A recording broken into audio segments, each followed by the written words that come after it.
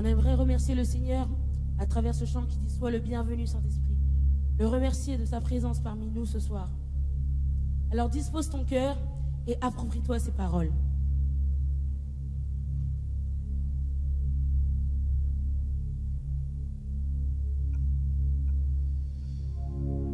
Rien n'est plus précieux, rien n'a plus d'importance que toi, notre Dieu. Tu nous donnes l'espérance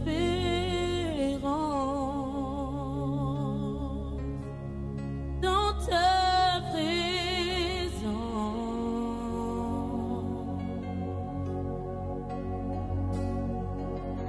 Oui, j'ai vu, écouté, ton amour si parfait.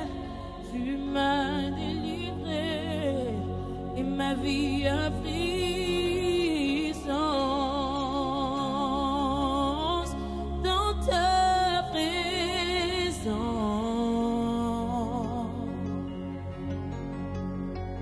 Oui, sois le bienvenu au Saint-Esprit, remplis ce lieu et viens régner ici. Ta gloire est le grand désir de nos cœurs. Remplis-nous de toi, de ta présence, Seigneur, de ta présence, de ta présence, de ta présence. Car j'ai vu et goûté l'amour si parfait, tu m'as délivré et ma vie a pris sens. J'ai vu et goûté si parfait, tu m'as délivré et ma vie a pris. J'ai vu, j'ai goûté si parfait,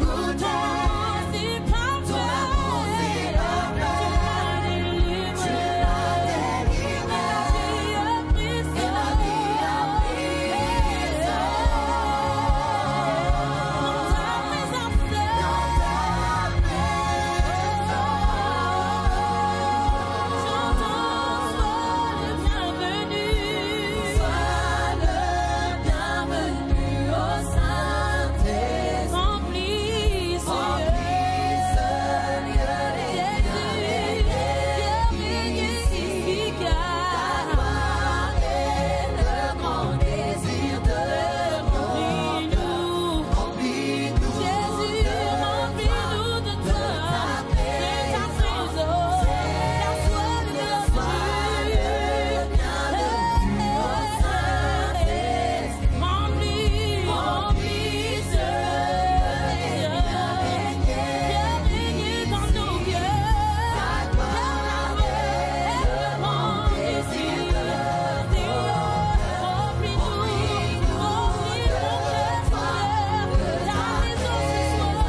et ma vie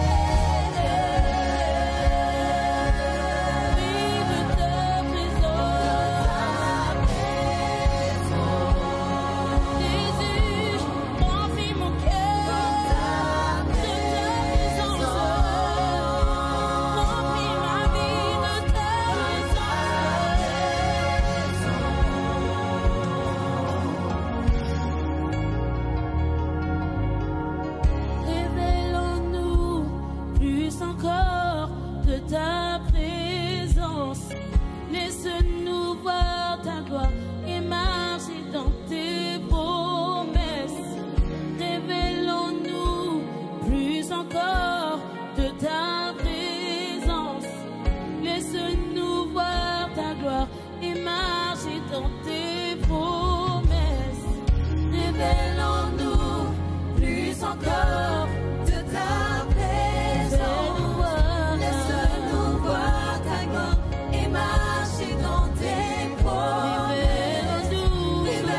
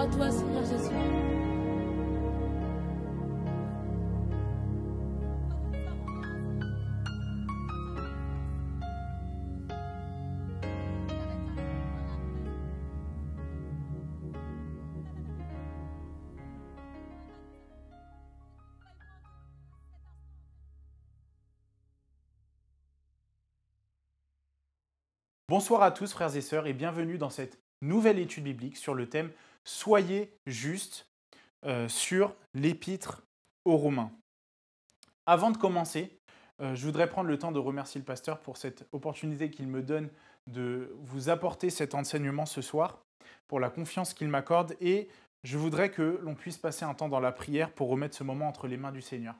Amen. Seigneur Jésus, merci encore pour ta grâce et pour ton amour. Merci, Seigneur, pour ce moment que tu nous permets de passer tous ensemble, Seigneur Jésus, alors que nous allons étudier ta parole.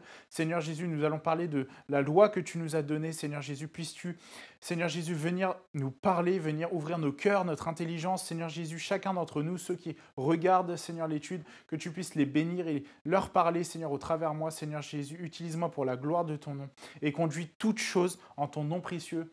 Je te prie. Amen. La semaine dernière, nous avons parlé du chapitre 6 de l'Épître aux Romains dans lequel l'apôtre Paul enseigne que le salut auquel les Romains ont accès, comme chacun d'entre nous, n'est pas une excuse pour nous de vivre comme on le souhaite, dans la manière où on l'entend. Ça, c'est un extrême qu'on appelle l'extrême de la licence. Et aujourd'hui, on va parler du chapitre 7 de l'Épître aux Romains, et c'est exactement l'enseignement opposé, c'est-à-dire que l'obéissance à la loi ne nous accorde pas le salut. Ça, c'est ce qu'on appelle l'extrême du légalisme. La Bible nous enseigne qu'on ne peut pas plaire à Dieu avec nos actions, on ne peut pas plaire à Dieu avec une certaine manière de vivre. Je peux être la personne qui obéit à la loi le plus possible, et même de toute l'histoire de l'humanité, le plus proche du respect de la loi, ça ne veut pas dire que je plais à Dieu et peut-être même que je lui déplais. Pourquoi ? Parce que la Bible nous enseigne dans Hébreux chapitre 11, verset 6, « Or, sans la foi, il est impossible de lui être agréable, car il faut que ceux qui s'approchent de Dieu croient que Dieu existe et qu'il est le rémunérateur de ceux qui le cherchent. » Ça, c'est le centre de toute chose. Quand on commence notre marche avec le Seigneur, qu'on commence à grandir, on apprend toujours un peu plus au sujet de Dieu, de sa parole, on augmente en connaissance, en savoir. C'est facile pour nous de tomber dans « je vois telle chose, je pense qu'elle est mauvaise » ou telle autre chose et je pense que je devrais m'en abstenir. Alors je vais faire des efforts de moi-même pour travailler là-dessus. Il faut savoir que ces efforts, par nous-mêmes, par nos propres forces, ne peuvent durer qu'un seul temps. Bien vite, on se rend compte de nos lacunes et de nos manquements. Parce que quand on est tombé là-dedans, on est tombé exactement dans le légalisme. C'est-à-dire, on a établi une liste de règles, de choses à faire et de choses à ne pas faire. Alors, me faites pas dire ce que je n'ai pas dit, l'Éternel prend plaisir à l'obéissance. Ça, c'est une réalité. Et c'est biblique. Mais l'obéissance ne me sanctifie pas. J'obéis à la loi et au Seigneur parce que je suis sanctifié. La conduite dans les deux cas de notre vie sera la même. On verra les mêmes choses de l'extérieur, mais à l'intérieur de nous, la racine des choses, la source, est différente. Et justement, c'est ça le problème du légalisme. C'est qu'on peut avoir affaire à quelqu'un qui semble être extrêmement saint, qui semble se conduire de manière presque parfaite. Et pourtant, cette personne ne plaît pas forcément à Dieu. Pourquoi ? Parce que le légalisme voit effectivement les péchés, c'est-à-dire les actions, l'extérieur. Mais le légalisme ne voit pas le péché, c'est-à-dire ce qu'il y a en nous, au fond de nous, la racine de toutes ces actions. Le légaliste juge en fonction de ce qu'il voit. Il juge d'ailleurs très souvent durement. Il critique facilement et souvent même a du mal à pardonner. Et Paul nous enseigne justement dans le chapitre 7 3 choses au sujet de la loi. La première chose, c'est l'autorité de la loi. Et on va lire dans Romains au chapitre 7 les 6 premiers versets. « Ignorez-vous, frères, car je parle à des gens qui connaissent la loi, que la loi exerce son pouvoir sur l'homme aussi longtemps qu'il vit. Ainsi, une femme mariée est liée par la loi à son mari tant qu'il est vivant. Mais si le mari meurt, elle est dégagée de la loi qui la liait à son mari. Si donc, du vivant de son mari, elle devient la femme d'un autre homme, elle sera appelée adultère. Mais si le mari meurt, elle est affranchie de la loi, de sorte qu'elle n'est point adultère en devenant la femme d'un autre. De même, mes frères, vous aussi, vous avez été, par le corps de Christ, mis à mort en ce qui concerne la loi pour que vous apparteniez à un autre, à celui qui est ressuscité des morts, afin que nous portions des fruits pour Dieu. Car lorsque nous étions dans la chair, les passions des péchés provoqués par la loi agissaient dans nos membres, de sorte que nous portions des fruits pour la mort. Mais maintenant, nous avons été dégagés de la loi, étant morts à cette loi sous laquelle nous étions retenus, de sorte que nous servons dans un esprit nouveau et non selon la lettre qui a vieilli. Donc, dans ce passage, Paul prend l'exemple de la relation entre un homme et une femme, une relation de mariage biblique et non de mariage selon le monde. Et il l'utilise pour représenter la relation entre Christ et l'Église, c'est-à-dire chacun de nous. C'est un exemple qui est extrêmement simple, mais qui est vraiment très profond. Un homme et une femme qui sont mariés sont soumis à la loi du mariage. Et encore une fois, j'insiste, je parle du mariage selon Dieu, du mariage biblique. Il s'agit d'une union qui est physique, certes, mais qui a une portée fortement spirituelle. C'est une union qui ne peut être rompue que par quelque chose de physique, et cette chose physique, c'est la mort. Si un des deux conjoints quitte l'autre pour pouvoir se remarier, alors la Bible qualifie ça d'adultère. Mais si l'un des deux conjoints est décédé, alors la deuxième personne est affranchie de la loi du mariage et elle peut se remarier. En fait, la mort l'a libérée du lien du mariage. Et Paul rentre un peu plus en profondeur dans ce passage, dans les versets 4 à 6, et il nous explique 2 points qui sont importants sur la relation entre nous, les chrétiens, et la loi. La première chose, c'est que nous, les chrétiens, nous sommes morts vis-à-vis de la loi. Lorsque nous n'étions pas sauvés, nous étions sous la loi et nous étions donc condamnés par la loi. Pourquoi ? Parce que nous sommes coupables de par nos péchés selon cette même loi. Mais quand nous avons décidé de prendre les eaux du baptême, quand nous avons décidé de suivre le Seigneur, nous avons été ensevelis avec Christ et nous sommes ressortis en nouveauté de vie. La loi, elle, n'est pas morte, mais nous sommes morts vis-à-vis de la loi. En Christ, effectivement, nous sommes morts, mais également, nous sommes ressuscités des morts spirituellement et nous sommes désormais unis au Seigneur Jésus-Christ. Nous sommes liés et nous vivons une nouvelle vie. Donc, on n'est plus effectivement sous la loi, mais ça ne veut pas dire qu'on est sans loi. On est dans la loi de l'union avec le Seigneur et nous devons lui être soumis. Donc, être mort à la loi, ça signifie que notre direction dans notre marche spirituelle n'est pas donnée par la loi, mais elle est donnée seulement par le Seigneur Jésus-Christ avec qui nous sommes unis. La deuxième chose que l'apôtre Paul nous apprend au sujet de notre relation à la loi, c'est que nous avons été soustraits au pouvoir de la loi. Et c'est quelque chose d'assez logique finalement. Est-ce qu'un mort peut suivre la loi ? Est-ce que quelqu'un qui est décédé dans le cimetière, qui a été enterré, est-ce que cette personne peut continuer à suivre la loi ?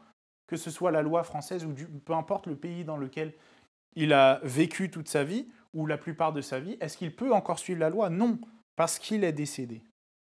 Donc si moi je suis mort, je ne peux pas obéir à la loi. La loi n'a aucune autorité sur les défunts. La mort, donc, effectivement, amène la délivrance par rapport à la loi. Elle nous affranchit de la loi. Et nous, on a été délivrés, non pas pour vivre dans la rébellion ou dans l'indépendance, mais nous avons été délivrés pour pouvoir servir le Seigneur. Nous avons été soustraits au pouvoir de la loi pour pouvoir être placés sous la loi de Christ, sous son pouvoir, sous sa puissance, sous sa domination, sous sa directive. Lorsque on est né de nouveau et que nous avons été affranchis de la loi, le Saint-Esprit nous conduit, il nous guide pour que nous, on puisse ensuite obéir à ses commandements. La loi n'est effectivement plus écrite sur des tables de pierre, mais elle est écrite dans nos cœurs, comme nous le dit 2 Corinthiens, chapitre 3, verset 3. La deuxième chose que l'apôtre Paul enseigne aux Romains sur la loi, c'est le ministère de la loi. Et on va continuer à lire dans Romains chapitre 7, les versets 7 à 13. Que dirons-nous donc? La loi est-elle péché? Loin de là. Mais je n'ai connu le péché que par la loi, car je n'aurais pas connu la convoitise si la loi n'eût dit « tu ne convoiteras point ». Et le péché, saisissant l'occasion, produisit en moi par le commandement toutes sortes de convoitises, car sans loi, le péché est mort. Pour moi, étant autrefois sans loi, je vivais, mais quand le commandement vint, le péché reprit vie. Et moi, je mourus. Ainsi, le commandement qui conduit à la vie se trouva pour moi conduire à la mort. Car le péché, saisissant l'occasion, me séduisit par le commandement et par lui me fit mourir. La loi donc est sainte, et le commandement est saint, juste et bon. Ce qui est bon a-t-il donc été pour moi une cause de mort? Loin de là. Mais c'est le péché afin qu'il se manifeste comme péché en me donnant la mort par ce qui est bon, et que, par le commandement, il devint condamnable au plus haut point. Donc, avec tout ce que l'apôtre Paul a dit, ici, on peut se poser la question, à quoi sert la loi? Pourquoi, ici, Paul semble déclarer que la loi est péché ou mauvaise ou qu'elle nous apporte du mal? La première chose, c'est que la loi révèle le péché. La loi de Dieu est comparée à un miroir qui reflète le cœur de l'homme, qui reflète son intérieur. On le voit dans Jacques au chapitre 1, versets 22 à 24. « Mettez en pratique la parole et ne vous bornez pas à l'écouter en vous trompant vous-même par de faux raisonnements, car si quelqu'un écoute la parole et ne la met pas en pratique, il est semblable à un homme qui regarde dans un miroir son visage naturel et qui, après s'être regardé, s'en va et oublie aussitôt quel il était. » Et d'ailleurs, dans cette portion d'écriture, dans Romains, l'apôtre Paul met en avant un péché en particulier qui est la convoitise. Parmi les 10 commandements, la convoitise est l'un des seuls péchés qui ne concerne pas une action en particulier, qui ne concerne pas quelque chose que l'on fait ou vraiment quelque chose de concret. Ici, il parle d'un péché qui vient de l'intérieur, qui vient du cœur. Dans la parole de Dieu, on a un exemple de ça dans Marc au chapitre 10, les versets 17 à 27. On ne va pas lire, mais je vous invite à le lire plus tard. Et dedans, ça raconte l'histoire d'un homme riche qui est venu voir Jésus. Et il est venu le voir pour lui demander comment hériter de la vie éternelle. C'est quelque chose d'incroyable. Un homme qui vient voir le Seigneur pour dire comment je peux hériter de la vie éternelle. Et je crois que quelque part, il souhaitait réellement obtenir la vie éternelle. Et Jésus lui répond quelque chose de simple, quelque chose surtout qu'il connaissait. Il faut observer la loi, aimer le Seigneur, aimer son prochain, bref, obéir à la loi. Et l'homme riche lui répond, mais je connais la loi, je connais tout, et j'observe la loi, je fais tout ce qui est dit dedans. Et quelque part, il avait à cœur de faire quelque chose en plus. Quelque part, lui-même, je suis sûr que lui-même se rendait compte que ce qu'il faisait ne suffisait pas, que le fait d'obéir à la loi n'était pas ce qui allait lui apporter le salut. Il voulait faire plus pour pouvoir entrer au ciel. Et pourtant, il y avait une chose qui le retenait, parce que le Seigneur lui dit « Va, vends tes biens et donne aux pauvres ». Il n'a pas pu se résoudre à le faire. Pourquoi ? Parce que dans son cœur, il chérissait sa possession, il chérissait ses biens, il y avait la convoitise. Et il est reparti attristé. L'homme riche était saint à l'extérieur, vraiment tout le monde voyait, c'était quelqu'un de bien, waouh, c'était incroyable. Et il faisait tout ce qu'il fallait, et il ne faisait pas tout ce qu'il ne fallait pas faire. Et pourtant, à l'intérieur, il n'avait rien de bon, rien qui lui permette d'être sauvé. Il était légaliste, et d'ailleurs comme la plupart des pharisiens à cette époque. Mais Paul, dans cette portion d'écriture qu'on a lue, continue et il nous fait une déclaration qui est assez choquante. En plus de révéler le péché, la loi réveille le péché en nous. La loi réveille le péché en nous. Rappelez-vous ce que Paul, avant d'être converti, lui était un pharisien. Il connaissait la loi, il obéissait et il se battait pour que le monde puisse respecter la loi. Et il pensait qu'on était sauvé comme ça. Donc Paul sait exactement de quoi il parle ici. Paul sait que l'homme est pécheur par nature. Le péché, il est en nous, c'est dans nos gènes, c'est à l'intérieur. Le péché, et d'ailleurs le désir du péché, ne nous quitte pas, il ne quitte pas notre chair. Tant qu'on est sur cette terre, il y aura ça en nous. Et d'ailleurs, on remarque souvent que l'homme est attiré par ce qui lui est interdit. Quand on lui dit « ne fais pas ça », il va le faire. On parle souvent des enfants, ne touche pas la prise, l'enfant va chercher à mettre ses doigts dans la prise. Mais les adultes, pareil, ne faites pas ça, c'est interdit, c'est dangereux, ils vont quand même le faire. Peu importe les raisons, l'homme est attiré à faire ce qui lui est interdit à cause de sa nature de pécheur.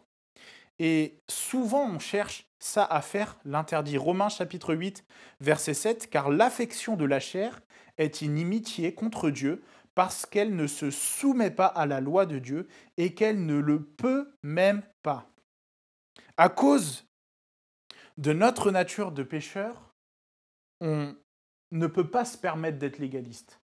Parce que le problème du légalisme, c'est qu'il nous expose encore plus au péché. Et d'ailleurs, si c'est votre cas où vous êtes constamment en lutte contre le péché, dans votre vie toujours en train de vous battre, alors une des raisons possibles, c'est que quelque part vous êtes en train de vivre sous la loi au lieu de vivre sous la grâce du Seigneur. Vous êtes toujours dans le légalisme à chercher à vous battre de vos propres forces. Et la troisième vérité sur la loi que l'apôtre Paul nous enseigne dans cette même portion d'écriture, c'est que la loi mène à la mort. Ça peut être surprenant parce qu'elle nous a été donnée par Dieu, mais pourtant, si la loi nous expose au péché, et si le péché, le salaire du péché, c'est la mort, alors forcément, la mort nous mène bel et bien à la loi, nous mène bel et bien à la mort.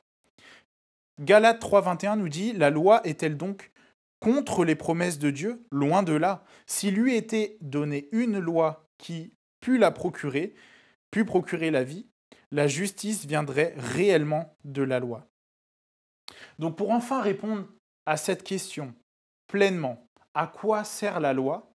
La réponse est « La loi révèle la gravité du péché. » Tout le monde, chrétien ou non, a une notion de bien et de mal. Et d'ailleurs, même si ces notions varient d'une personne à l'autre, d'une justice à l'autre, d'un pays à l'autre, il y a quand même une certaine base. On sait que tuer est mauvais.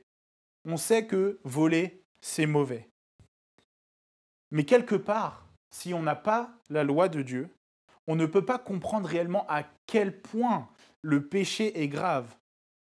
Vous savez, souvent on parle de lutte, on parle d'une erreur, on parle d'une chute, d'une faiblesse. Mais c'est pire que ça, c'est un péché. Et ça, ça mène à la mort éternelle. Donc voici, en résumé, le raisonnement de Paul que nous venons de lire. Premièrement, la loi, elle est sainte, elle est juste, elle est bonne. Deuxièmement, la loi révèle le péché et en plus de ça, elle réveille le péché pour nous mener à la mort. Donc, conclusion, le péché est mauvais au point d'utiliser aussi une chose aussi bonne que la loi pour nous donner un résultat comme la mort éternelle. Le péché est grave à ce point. Donc ici, Paul nous a parlé de ce que la loi fait jusqu'ici. Et dans la dernière partie du chapitre que l'on va lire, Paul ici nous explique ce que la loi ne fait pas, qu'elle ne peut pas faire.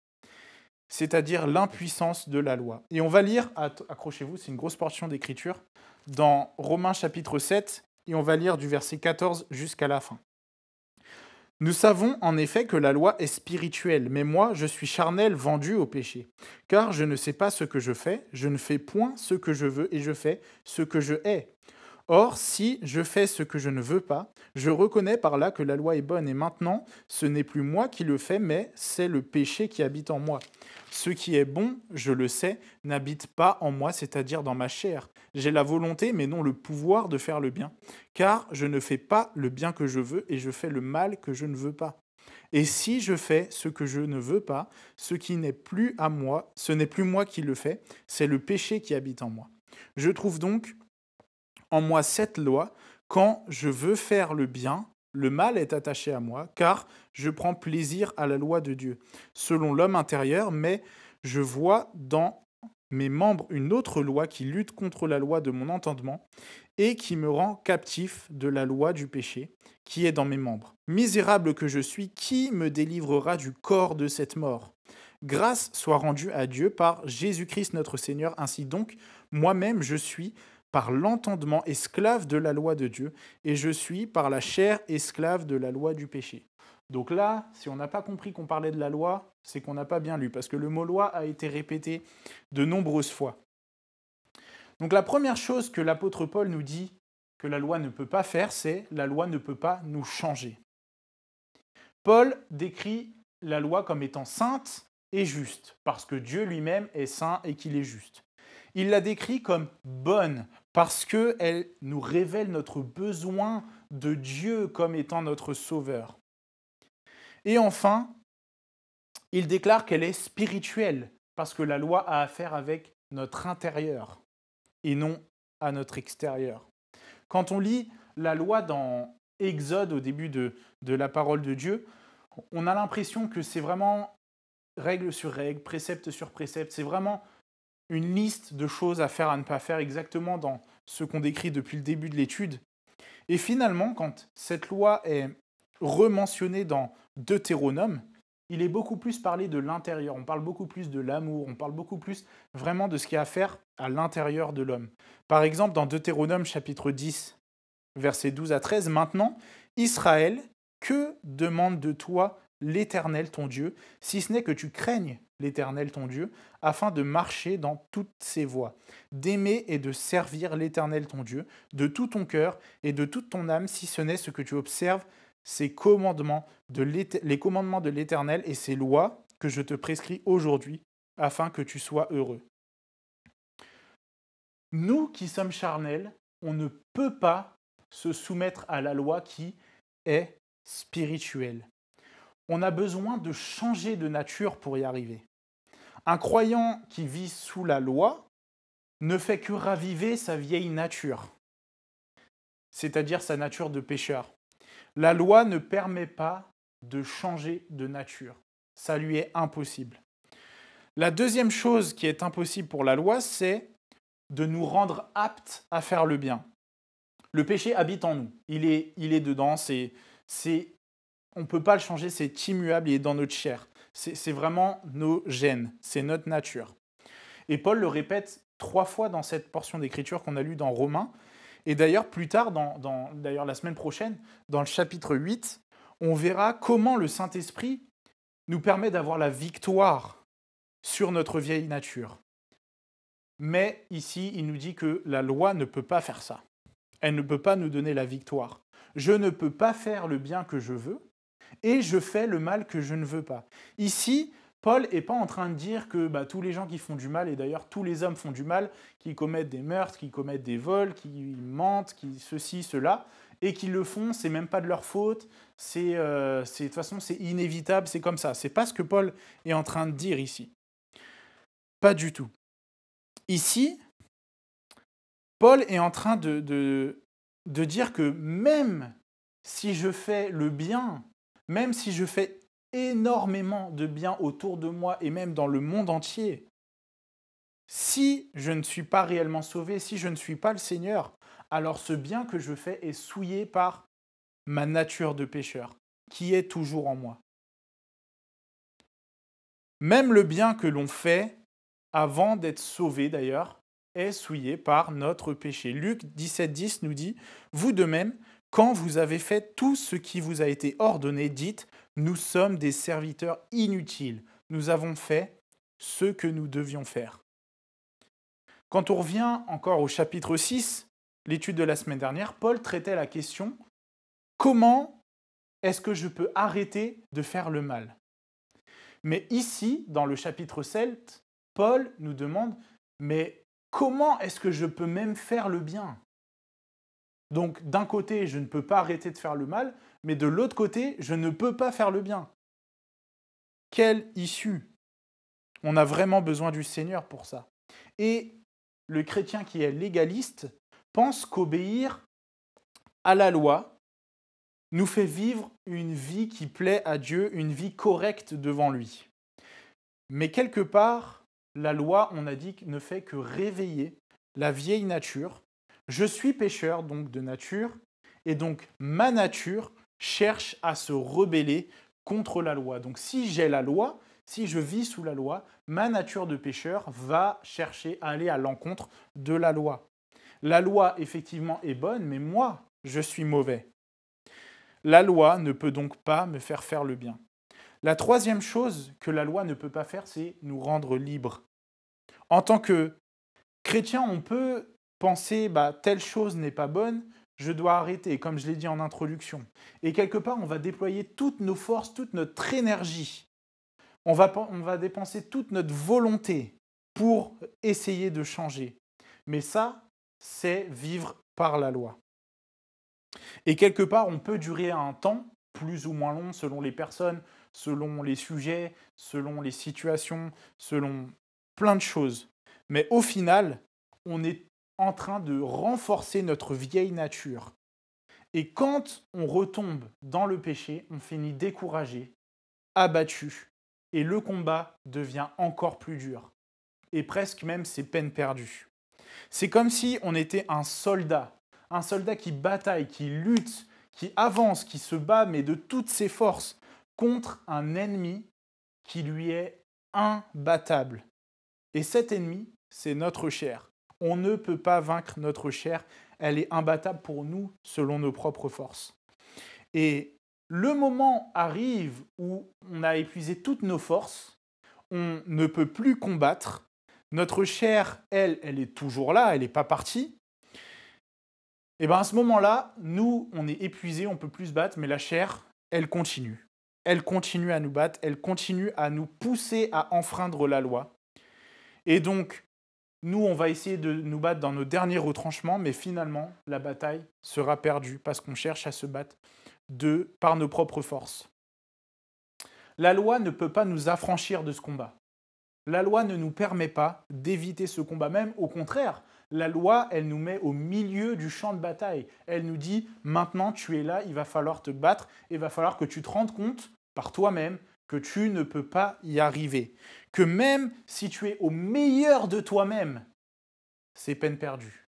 Même si tu es la meilleure volonté du monde, la plus grosse volonté de toute l'histoire de l'humanité, c'est peine perdue. C'est ça que la loi fait en nous. On a besoin de se rendre compte qu'on a besoin d'aide, l'aide du Seigneur Jésus. C'est lui qui me libère. 2 Corinthiens 3,17 nous dit « Or, le Seigneur, c'est l'Esprit, et là où est l'Esprit du Seigneur, là est la liberté. » Et finalement, le dernier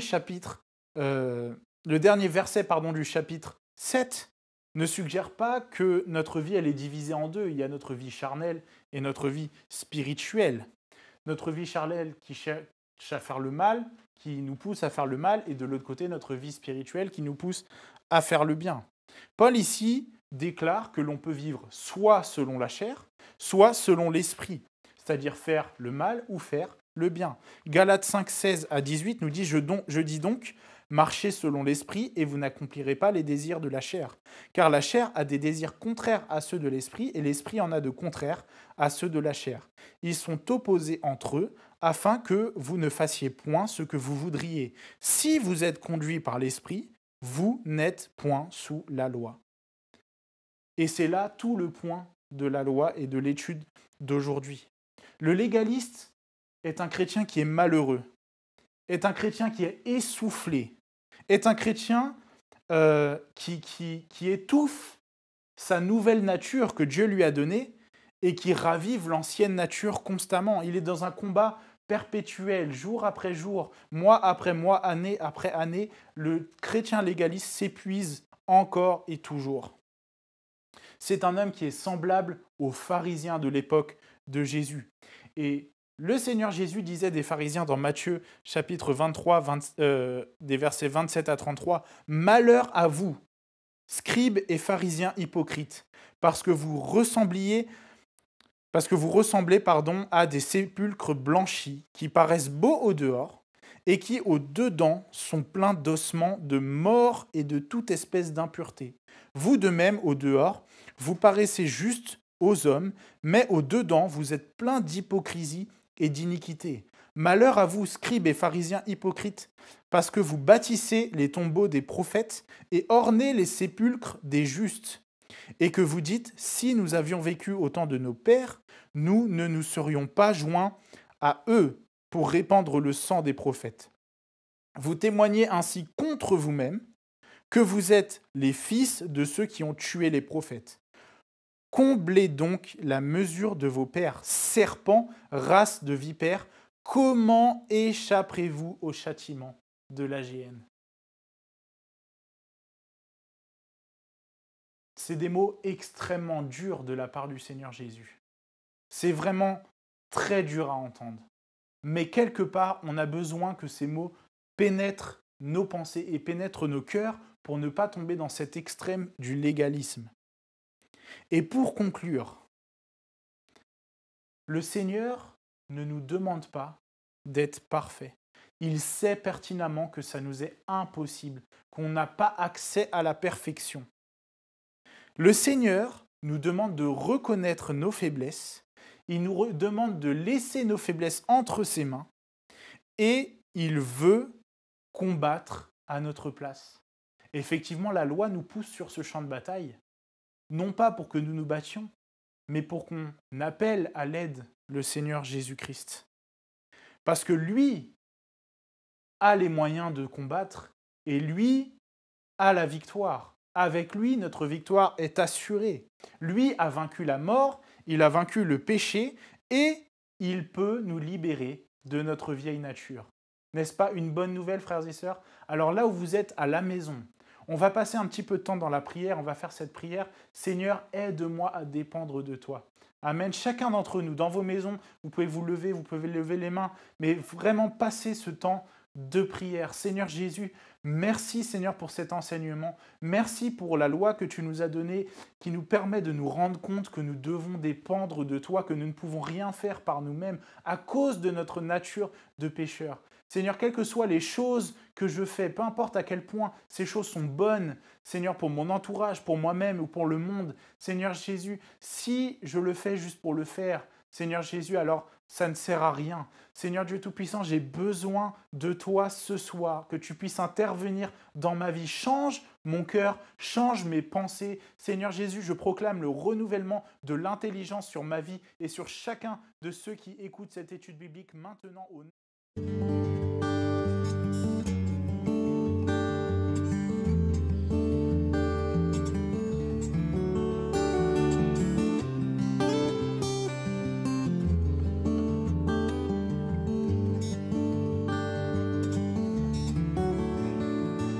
Toi qui m'a façonné au sein de ma mère, qui a prononcé sur moi des mystères et des merveilles que je porte en moi. Toi qui as célébré le jour de ma venue, qui m'a accueilli à bras étendus, et ce cœur de père s'est ému pour moi. Oh, toi qui m'as vu te renier pour me perdre, tu ne cessais de crier dans le désert que tu m'aimais, que je comptais pour toi. Oh, toi qui ne considère plus ce que j'étais, mais qui regarde à ce que je serai comme un sujet d'honneur et de joie. Toi qui as semé dans ma vie des trésors, et le précieux don que souvent j'ignore, tu me bénis, tu le feras encore. Oh, oh, toi qui me chéris depuis le premier jour, je ne saisis l'étendue de cet amour. Je t'ai trahi, mais tu m'aimes en retour. Oh, toi qui m'as vu te renier pour me perdre, tu ne cessais de crier dans le désert que tu m'aimais, que je comptais pour toi. Oh, toi qui ne considère plus ce que j'ai fait, mais qui regarde à ce que je ferai comme un sujet d'honneur et de joie. Tu m'as élevé comme un fils, aimé de tout ton cœur. Je t'ai rejeté tant de fois, je t'ai si peu considéré, souvent même accusé, rejetant